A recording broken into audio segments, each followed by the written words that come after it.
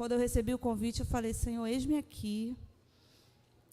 Depois que a gente coloca o pé assim na água, né? E se molha. E aí a gente tem que se colocar e mergulhar mais profundo com o nosso Deus, amém? O Senhor não quer que a gente venha retroceder. E não tem ninguém aqui capacitado, é Ele que capacita. Ele só quer um coração obediente, amém? E aí eu falei, Senhor, é contigo, não tenho nada para dar. E aí veio uma palavra de Deus, como sempre, porque Ele é fiel, amém? E eu quero te convidar a abrir o texto bíblico de 2 Samuel. Essa água é minha? É? Tu não bebeu?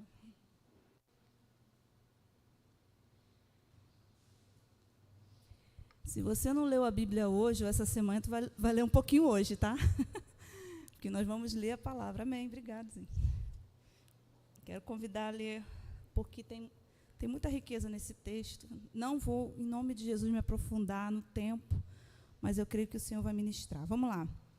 2 Samuel, capítulo 11.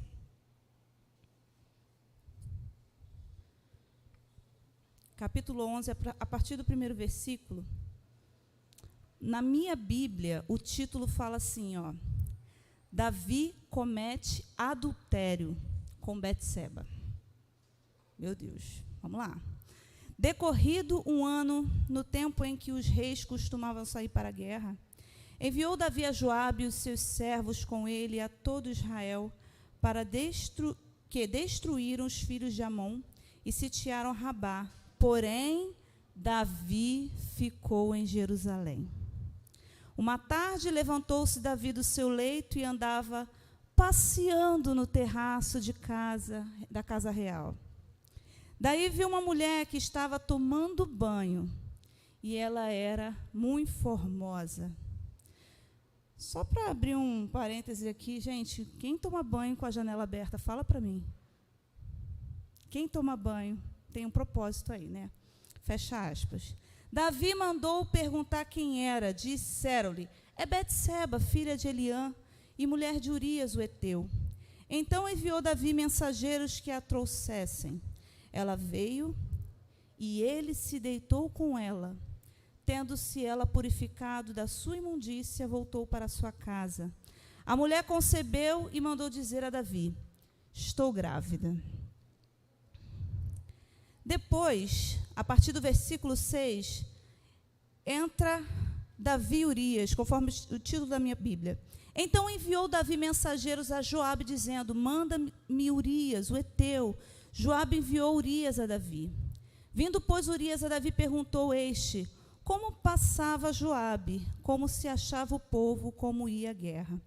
Depois disse Davi a Urias, desce à tua casa, lava os pés. Saindo Urias da casa real, logo que se lhe seguiu um presente do rei. O 9. Porém, Urias se deitou à porta da casa real com todos os servos do seu senhor e não desceu para a sua casa. Fizeram-no saber a Davi, dizendo, Urias não desceu à sua casa. Então disse Davi a Urias, não vês tu que é uma jornada? Por que não descestes à tua casa? O versículo 11 representa, na verdade, a pessoa de Urias, o comportamento que ele tem depois dessa postura do rei Davi. Ele fala assim, a arca, Israel, Judá ficaram em tendas. Joabe, meu senhor, e os servos do meu senhor estão acampados ao ar livre. E hei eu de entrar na minha casa para comer e beber e para se deitar com a minha mulher? Tão certo como tu vives e como vive a tua alma, não farei tal coisa. Ele não se sentia digno de estar numa posição melhor do que o exército, do que o líder dele, e ficou junto com eles em tendas. Mas havia um propósito ali do rei Davi. Ele queria que Urias tivesse relação com a sua esposa, por quê? Para abafar o pecado, para abafar o adultério. Tudo bem até aqui, igreja? Amém? Vamos caminhar. Então disse Davi a Urias: demora-te aqui ainda hoje, e amanhã te despedirei. Urias, pois, ficou em Jerusalém aquele dia e o seguinte. Davi o convidou e comeu e bebeu diante dele e o embebedou.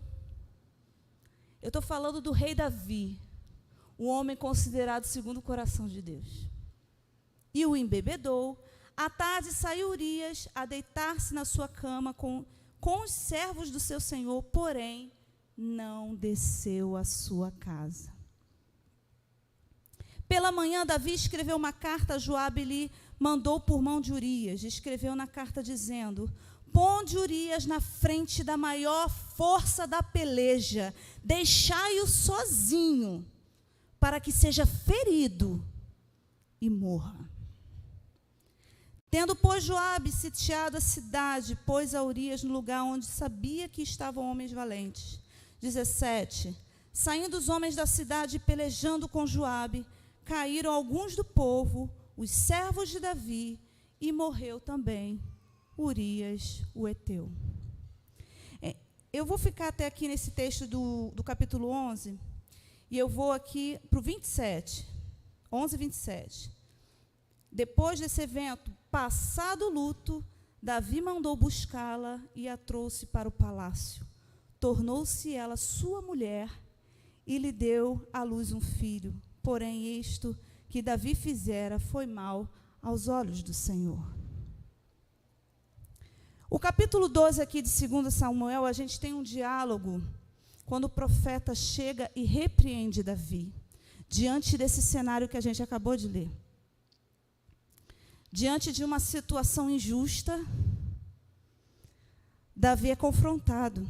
Ele conta uma história, e no versículo fala assim, eu vou ler rapidamente aqui essa história, que ele conta, né, que havia um homem pobre, um homem rico, que tinha uma ovelha, e o pobre ali cuidava daquela ovelha, tratava com amor e zelo. O rico tinha condições de ter diversas ovelhas, mas ele queria a ovelha do pobre.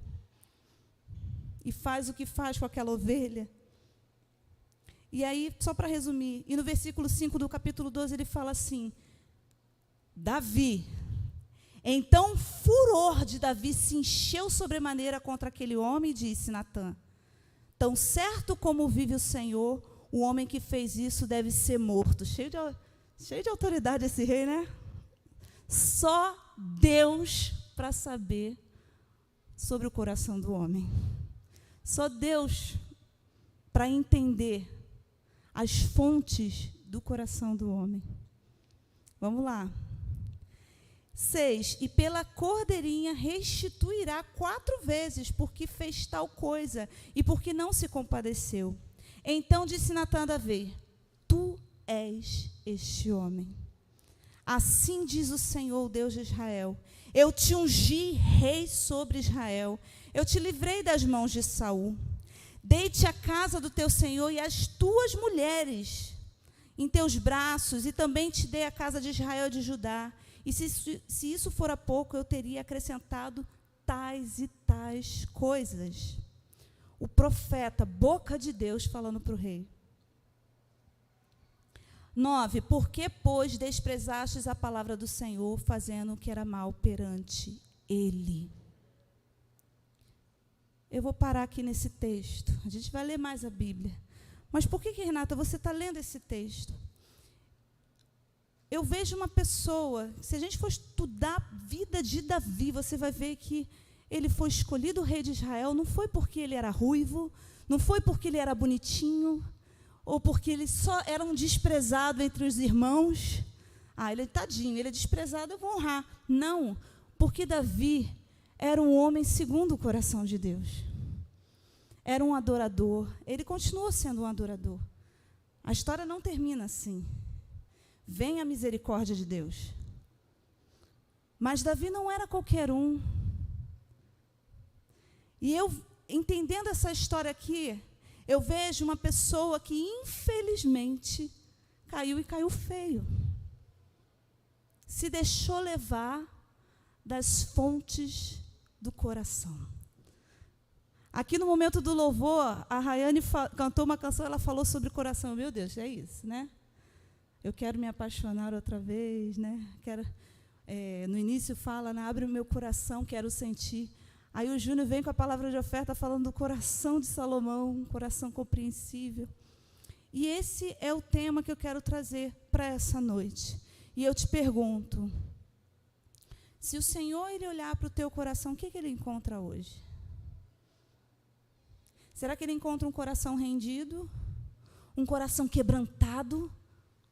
Um coração obediente? Um coração temente? Um coração sedento? Ou ele encontra um coração endurecido? Que talvez a gente fale tantas palavras que são ministradas aqui desse altar e você nem crê mais. Se torna um clichê. Canções se tornam clichê. E aí a gente, abre o meu coração, quero sentir.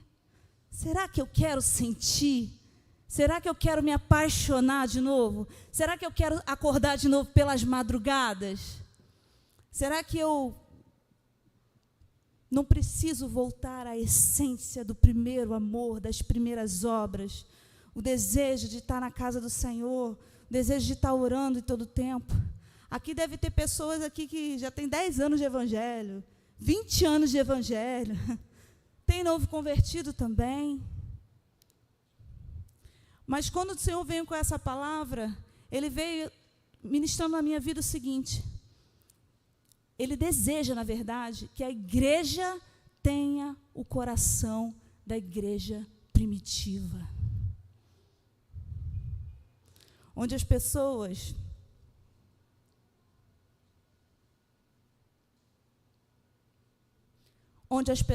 não mediam esforços para se reunirem, para levantar um clamor, por causa de uma causa, por causa dos discípulos que estavam em prisões.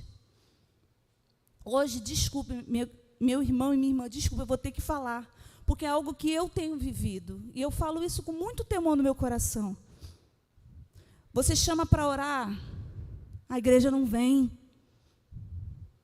Vamos ter culto de ceia, Santa Ceia. Às 8 horas da manhã nós temos café com Deus. O que é café com Deus? É oração. É o momento que a igreja se reúne como corpo para clamar. Aqueles que não ou trabalham à tarde, ou não estão de folga, de férias, ou enfim, as mães que os filhos já estão de férias, que sejam quartas de guerra, 8 horas da manhã, toda quarta-feira. E o Senhor, Ele traz esse despertar. A igreja primitiva, a igreja que ora, que paga um preço, que jejua, não responde em nome de Jesus. Mas quanto tempo você não tem levantado um jejum? Não responda. Um jejum até pela tua vida. E por que isso? Porque o inimigo se levanta, as situações se levantam sobre você, e o Senhor coloca à tua disposição armas de guerra para guerrear em teu favor. Mas os dias vão passando, a gente encontra uma igreja, como os músicos falam, Nutella. Uma igreja Nutella, que qualquer coisinha desanima, qualquer coisinha não quero mais. Falou assim alguma coisa de mim, já fica chateadinho. Só Jesus. Mas vamos voltar aqui para a palavra. Eu não estava pensando em falar isso, tá? Mas o Senhor sabe de todas as coisas. Amém? Vamos voltar para Davi. Davi, ele tinha um coração e continuou tendo, porque no final eu quero ler Salmo 51, quando ele se coloca diante do Deus Todo-Poderoso, e ele pede por misericórdia. Mas no meio do caminho, ele caiu. No meio do trajeto, ele tropeçou. O versículo 1 do capítulo de 2 Samuel, capítulo 11, fala assim, ó: decorrido o ano, no tempo em que os reis costumavam sair para a guerra. Aí o rei Davi, decide ficar em casa. Decide ficar no palácio. Os reis estão guerreando. Ele decide ficar. Olha aí a brecha. Aí ele vai passear no terraço. E ele se depara com uma mulher na janela aberta, nua, tomando banho. Onde Deus quer que você esteja hoje? Qual o propósito que Ele tem na minha e na tua vida hoje? Talvez Ele já te falou, ó. Ele quer te chamar para a obra. Ele quer te chamar para o joelho, já te alertou.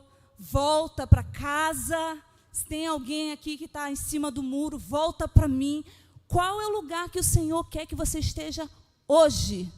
Davi, o homem segundo o coração de Deus, deveria estar na guerra. Costume entre todos os reis, ele decidiu ficar em casa. Ele tomou uma atitude segundo a sua própria vontade. E, na verdade, a nossa vida cristã, ela precisa ser em todo o tempo. Não é fácil. O que eu estou falando aqui não é fácil, nem para mim é fácil. Mas o Espírito Santo vira e mexe, traz à memória isso. Da gente consultar o Senhor. Senhor, é para ir? Essa porta é para mim? Meu Deus, é para tomar essa atitude? É para comprar esse carro? Essa casa? Consultar o Senhor, depender do Senhor. Porque a vontade dele é boa. Repete comigo, igreja. É boa.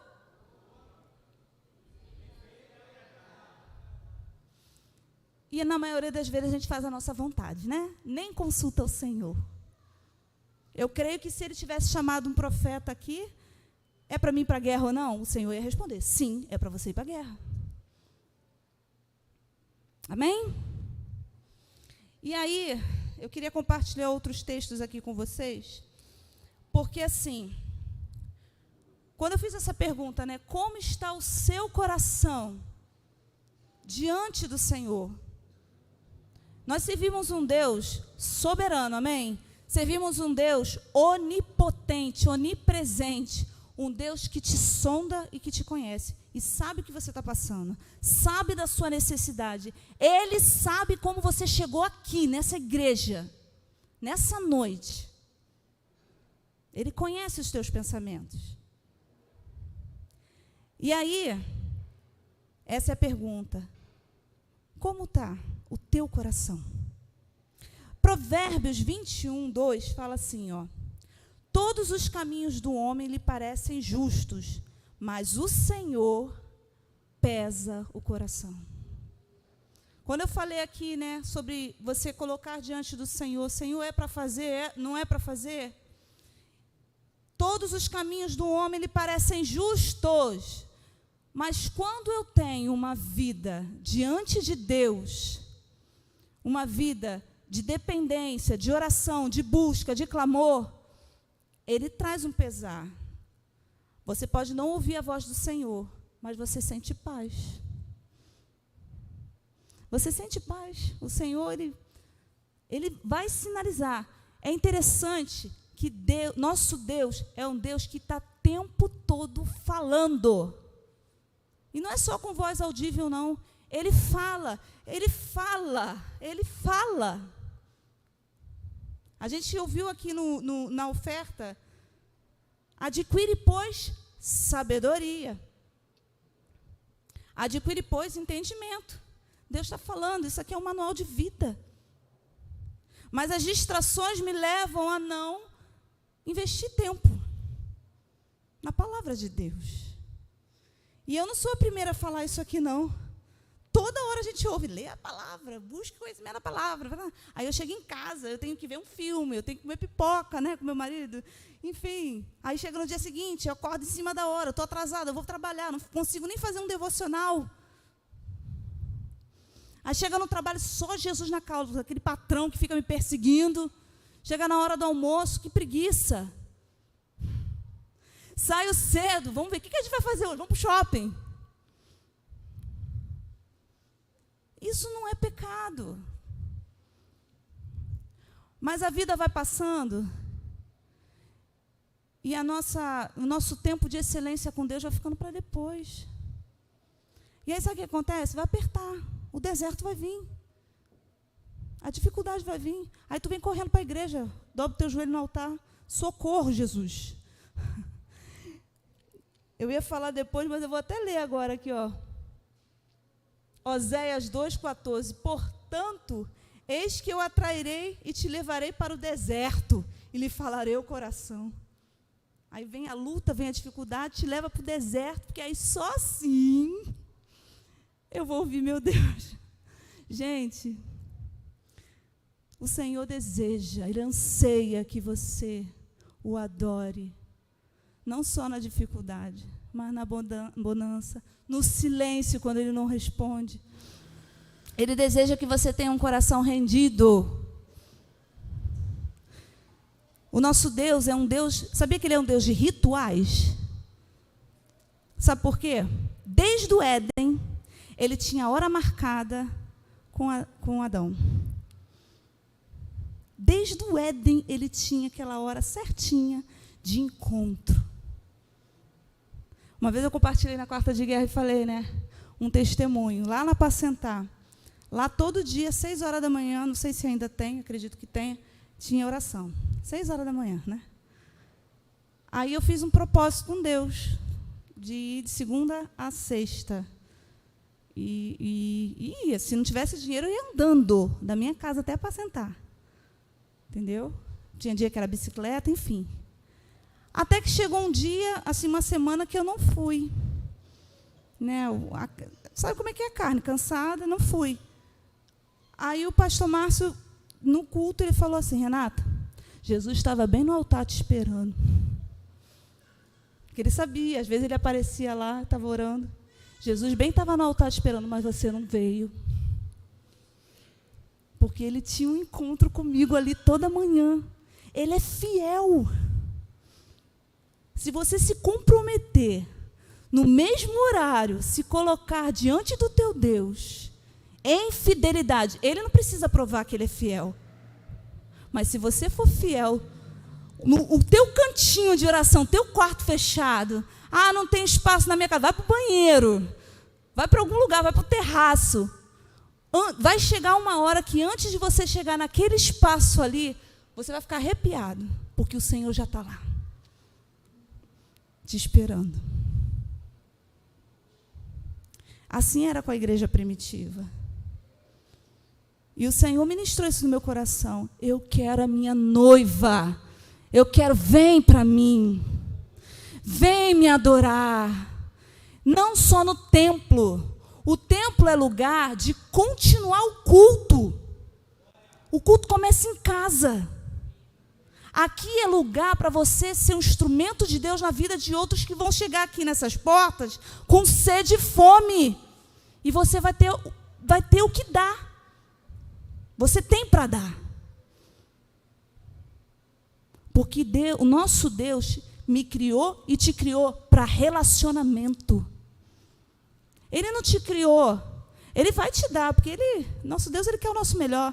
E se não der, glória a Deus, eu vivo pela graça. Mas Ele pode te dar riquezas, bênçãos, Ele pode prosperar a tua vida, Ele pode fazer o que Ele quiser.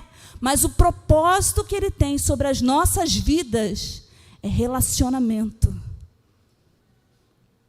É intimidade. Ele quer revelar tesouros escondidos, riquezas encobertas. Ele quer fazer isso sobre nossas vidas. Na quarta-feira, a Carol ministrou uma palavra aqui e ela compartilhou um trecho do livro do George Muller, que é considerado o príncipe dos intercessores. E ela ministrou naquele trecho que me impactou. Que era um pregador, era um homem de Deus, que quando ele se prostrava diante do Senhor, ele sentia o silêncio do céu, os céus paravam para ouvi-lo. Porque era um homem comprometido com a oração, com a intercessão. Ele tinha relacionamento com os céus. E assim como foi dito aqui, como Salomão, que até hoje a gente ouve a história de Salomão, ele já faleceu há décadas, mas o testemunho dele é vivo até hoje. Ele também é chamado de pai dos órfãos, de várias crianças com fome, alimentou, enfim, a história é maravilhosa. E aí a gente entende o seguinte: por que hoje a gente não se depara com pessoas excelentes, extraordinárias? E o Deus é o mesmo. O Espírito Santo é o mesmo. E assim, eu não falo de hipocrisia porque eu faço. Não, eu estou falando porque eu quero isso para a minha vida.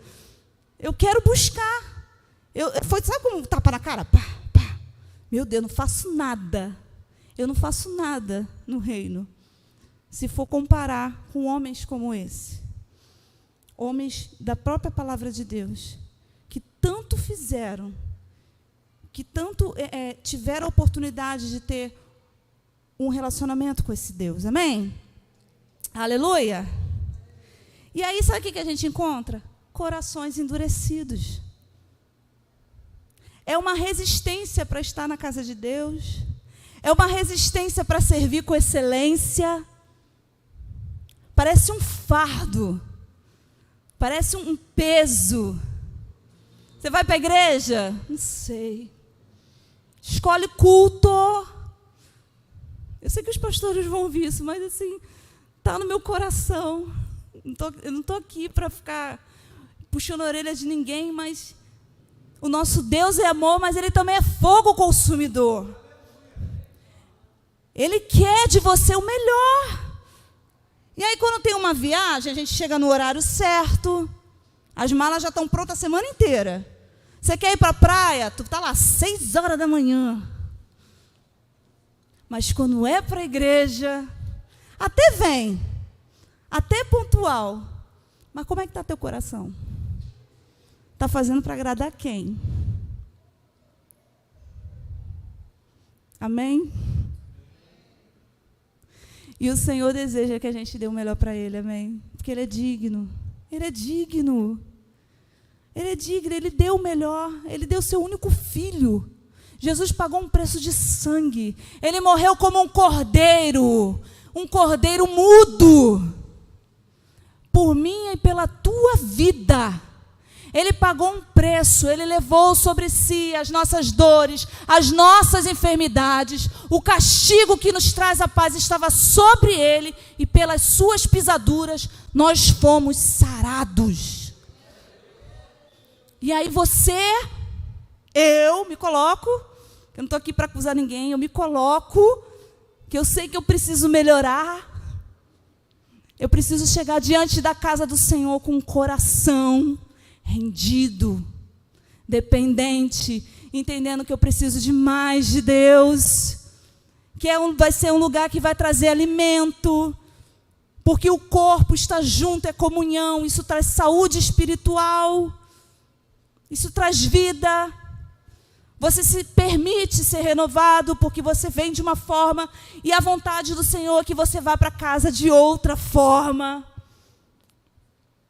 Mas tudo depende da motivação certa. A motivação certa, amém? Você pode dar um glória a Deus aí? Isso é truque de pregador, né? Para beber água. Dá um glória a Deus.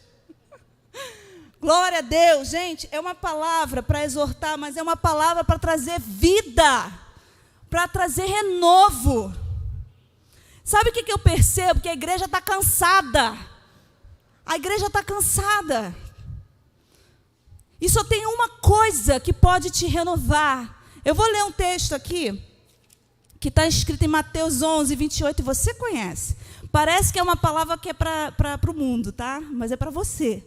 Você que saiu da tua casa e veio para este lugar, o Senhor te escolheu para ministrar na tua vida, amém? E você que está online assistindo, que você receba a mesma porção, amém? Mateus 11, 28, olha isso. Vinde a mim, todos que estáis cansados e sobrecarregados, e eu vos aliviarei. Está cansado? Está cansado, sobrecarregado? Está pesado o fardo? Jesus diz, eu quero te aliviar. Tomai sobre vós o meu jugo, que é leve, né? E aprendei de mim, olha isso, aprendei de mim que sou manso de coração. Olha o coração aqui. Continuando, porque aqui eu botei assim, ó, tem que ler aqui, ó. Coração, e acharei descanso, olha isso, gente, para a vossa alma. O próximo, porque o meu jugo é suave. A igreja. Está pesado? Está difícil? Não tenho força? Lança sobre a cruz. Lança sobre ele, que é manso, humilde de coração, que tem todas as respostas para a tua vida. Ele é o autor, ele é o príncipe da paz. Ele é o El Shaddai. Ele é o teu, meu Salvador. Cristo ressurreto, que te aguarda no horário e no encontro, para você ter um relacionamento com Ele. Ele quer transformar teu coração.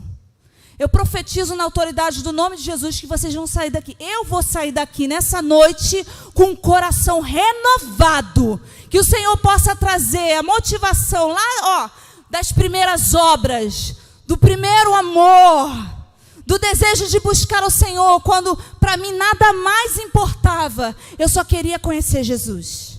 Você toma posse disso? Você toma posse em nome de Jesus? Você pode aplaudir o Senhor, amém? Aplauda o Senhor, aleluia! Glória a Deus. Deus é bom, Ele quer concluir a obra, o propósito que Ele tem para a tua vida. Mas não dá para concluir de qualquer maneira, não. Não dá. Como é que eu vou evangelizar alguém com esse coração? Fala para mim. Como é que eu vou falar do amor de Cristo cansado? Que o Senhor venha renovar as nossas forças, amém? Ao ponto de você, meu Deus, tem um texto que fala assim, deixa eu ver se eu anotei aqui. Anotei, Provérbios 15, 13, ó. O coração alegre formoseia o rosto. Como é que você chega diante das pessoas? Com alegria. A alegria do Senhor é a nossa? O coração alegre formoseia o rosto. Mas a tristeza do coração, o espírito se abate. E só tem uma forma de eu me alegrar no Senhor. É buscando a sua presença. Tem uma canção que não é conhecida na igreja, é um congresso que eu costumo ouvir, que é Clamor pelas Nações, Escola do Clamor, do Ricardo Robortella. E a canção, ele fala, né, que quanto mais eu tenho um relacionamento contigo, mais eu me aproximo da sua pessoa, mais eu me torno como Cristo. Quanto mais eu estou perto dele, mais o meu interior, a minha mente, a minha alma se torna como ele. E aí começa a refletir a glória de Deus. Não tem outro caminho. Se tu queria ter um caminho, eu quero ser uma pessoa cheia da unção, cheia do poder. Eu quero ser uma pessoa que vai transformar vidas. Eu quero ir para as nações, pregar a palavra de Deus. Só tem um caminho. É você ter tempo com Jesus. Só tem esse caminho. É você exalar o perfume de Cristo. Porque não é você. Nós não somos nada. Nós somos vermezinho de Jacó, como diz a palavra. Nós somos pós-cinza, de nada vem de nós. Você olha a diferença de alguém que tem um potencial em ministrar, e você, meu Deus, que diferença? A diferença é tempo com Deus. É tempo e relacionamento com Cristo. É relacionamento. É você parar mesmo, parar tudo, tudo. Não consigo, tenho 10 crianças, trabalho o dia inteiro, não tenho tempo. Tem. A gente cantou aqui, ó, das madrugadas, despertar pelas madrugadas. Tem tempo, sim. 5 minutos, 10, daqui a pouco se torna meia hora, daqui a pouco 1 hora. E é gostoso porque ele te renova. O espírito renovado, a carne também se renova. E aí ele te leva a lugares mais altos, águas mais profundas, ao ponto de você não conseguir nem só a nado. Os teus pés não alcançam mais o chão. E aí você se deixa levar pelo Espírito Santo, cheio da unção de Deus, cheio da glória do Senhor. E aí fica a pergunta: por quê? Por que a igreja está cansada? Por que a igreja está sem forças? E ele te convida: deixa eu renovar o teu coração. Deixa eu renovar as tuas forças. Deixa eu ser o autor da tua vida. Deixa eu te conduzir ao centro da minha vontade, porque o que você fizer vai dar certo, porque você me consulta. Deixa eu ser o primeiro. Deixa eu fazer. Jesus está convidando: vinde a mim, vós que estáis cansados e sobrecarregados. Amém? Gente, eu coloquei aqui uns textos, botei 1, 2, 3, 4, o Senhor está conduzindo aqui, eu não sei nem mais, eu não vou nem mais aqui, porque é o Senhor que está falando. É o Senhor que está ministrando. E quando eu perguntei: Senhor, o que tu queres? Ele falou comigo: eu quero o coração. Eu quero o coração de volta da minha igreja.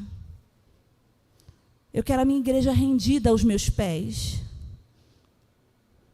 Eu quero uma igreja, Jesus, eu quero uma igreja. Ele diz, ao ponto de um louvor, por mais que seja, eu me rendo aos pés do Senhor. Eu vou escolher adorar, eu vou escolher me render. Eu vou escolher o Senhor, amém? Aleluia! Deus é bom, não é bom? Quando a gente fala de coração, parece até uma coisa meio romântica, né? Ah, meu coração, meu coração. Mas é coração mesmo, sabe por quê? Mateus 5,8 fala assim, ó: bem-aventurados os puros de coração, pois verão a Deus. Ele quer esse coração. Deixa eu te falar uma coisa, a porta continua estreita. Largo é o caminho que leva à perdição. A porta continua estreita. E aí eu volto para Davi. Davi, que era um homem segundo o coração de Deus, e não perdeu esse título porque ele se rendeu. E eu vou abrir lá. Vamos abrir? Salmo 51. Não vou ler o texto todo, só uma parte. E eu já estou terminando. Versículo 1 diz assim, espera aí.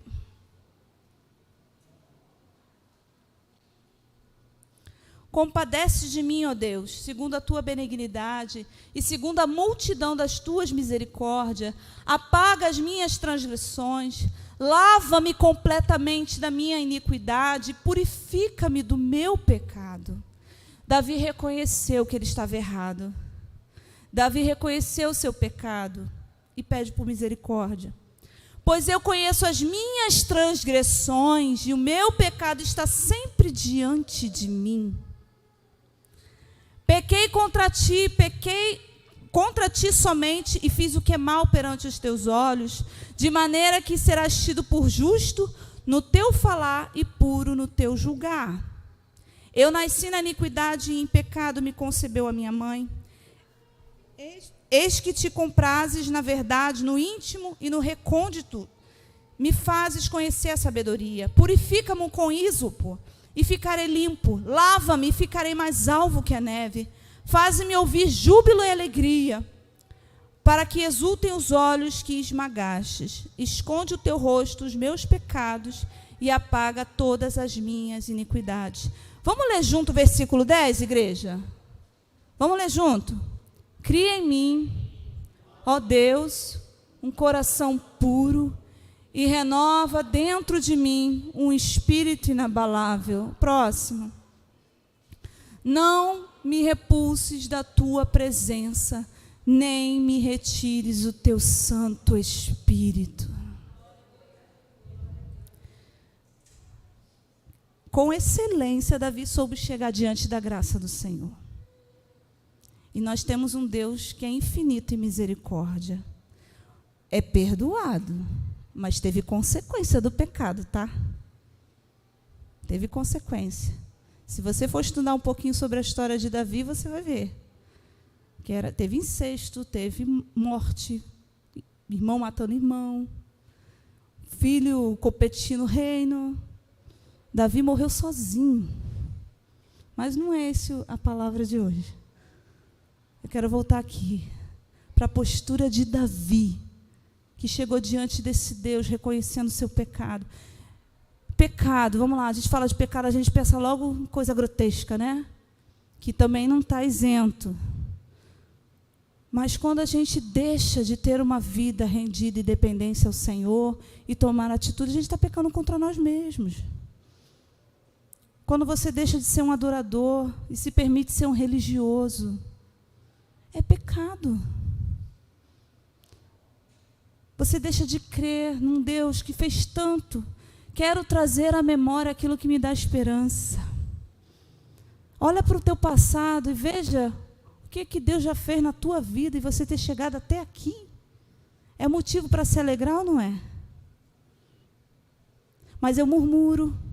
Murmuração, pecado. Só lembrando que por causa da murmuração, o povo de Israel deixou de entrar na terra prometida e ficou rodeando lá, só Cristo, por 40 anos. E o convite nessa noite que eu tenho para a igreja, como está teu coração? Entrega teu coração para mim, volta às primeiras obras, volta ao encontro, volta a essa motivação que Davi coloca aqui, ó. Cria em mim, ó Deus, um coração puro e renova em mim um espírito inabalável. Não me repuses da tua presença. Ele queria a presença do Senhor todos os dias. E a gente só busca a presença de Deus na igreja. Ou quando tem algum evento. E o Senhor quer nos levar a um nível mais profundo com Ele. Ele quer te fazer conhecido, mas não para a tua exaltação, para que o nome dEle seja engrandecido e glorificado. Ele quer te fazer conhecido, honrar mesmo a tua vida, mas por causa da tua obediência. E assim, eu oro ao Senhor, e oro por mim também, que depois de uma palavra como essa, eu vou sair por essas portas, e como é que eu vou fazer? Porque agora é comigo e contigo. Vai continuar tudo igual? Vai continuar a mesma coisa? A minha vida morna. Morna. E o Senhor fala que os mornos não vão continuar. Quem conhece sabe.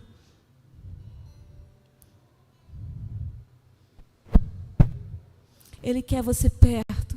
Ele quer um coração temente, temor do Senhor, temor na presença do Senhor. Um coração obediente aos seus mandamentos, ao ponto de você saber o momento de ficar e o momento de sair, porque Davi decidiu ficar. Um lugar que era para ele ir para a guerra, ele decidiu ficar. Ele se deixou corromper pelo desejo da sua própria carne. E Satanás, ele só quer uma brecha para destruir a nossa vida. Mas nós servimos um Deus de amor, um Deus de graça, um Deus que quer nos levar além de nós mesmos. Ele quer te honrar, Ele quer fazer, Ele quer multiplicar na tua vida. Ele quer te levar a lugares altos. Eu não estou falando de coisas naturais, não. Estou falando de coisas sobrenaturais. Ele quer usar a tua vida através de um abraço, através de uma visita, através de uma palavra. Quanto tempo você não é usado por Deus? Quanto tempo a minha e a sua vida se torna uma rotina? E a gente vive de testemunho dos outros.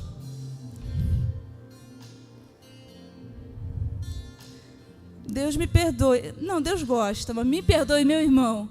Mas eu gosto de pregar exortação. Porque eu sou cobrado o tempo todo. Toda vez que eu falo com Deus, eu falo, Senhor, de novo. Porque Ele é um Deus que ama.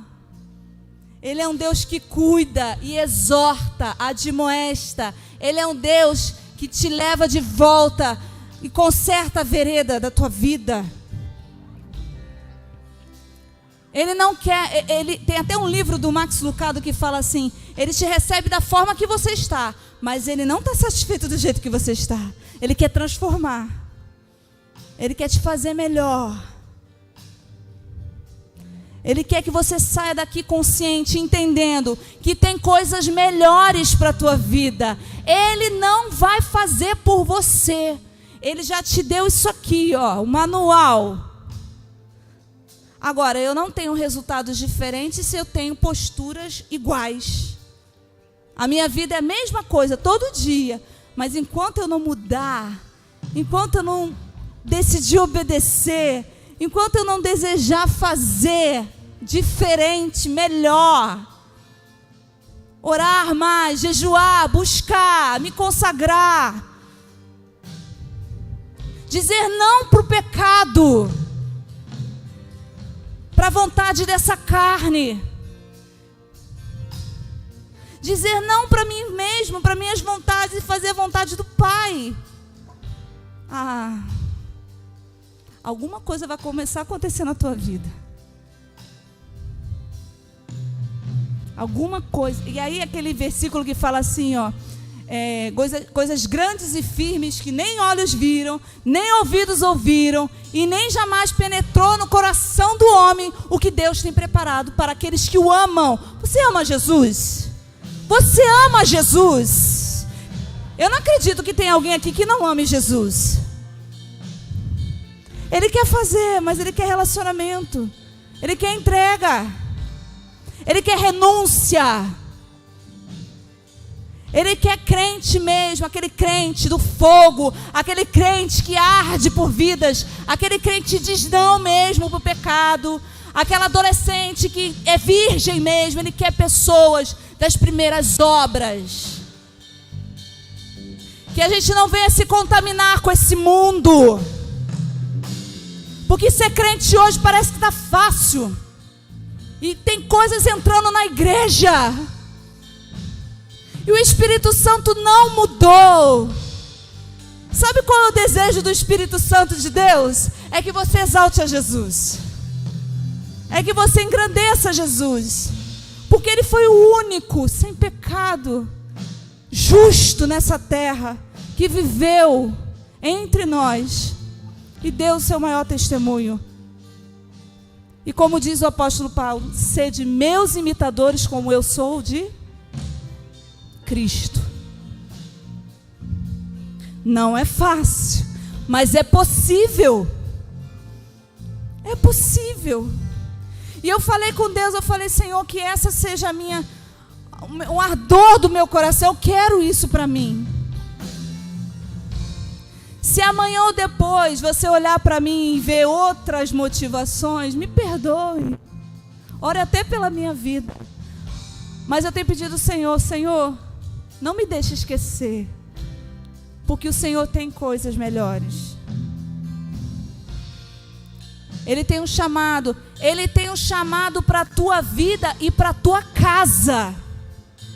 Não é só para você. Para os seus filhos, para o seu marido que não está aqui, sua esposa que não está aqui, seu pai, sua mãe, alguém que ainda não tem Jesus. Ele tem uma obra tremenda para realizar na tua casa, amém? Mas sabe o que vai trazer transformação? Sabe o que vai alcançar essa pessoa? O cheiro da rosa de Sarão que vai estar na sua vida. O perfume de Cristo exalando sobre a tua vida. Ao ponto de você entrar naquele ambiente e mudar todo o cenário. E ser poderoso. Por causa da presença de Deus que está sobre a tua vida, você pode mudar todo um ambiente. Não é por muito falar, mas é testemunho. E é isso que Deus quer nos levar, a esse nível. Ao nível de entrega tão profundo, que você vai dar testemunho de coisas sobrenaturais. Assim como foi na igreja primitiva. Amém? Você recebe isso?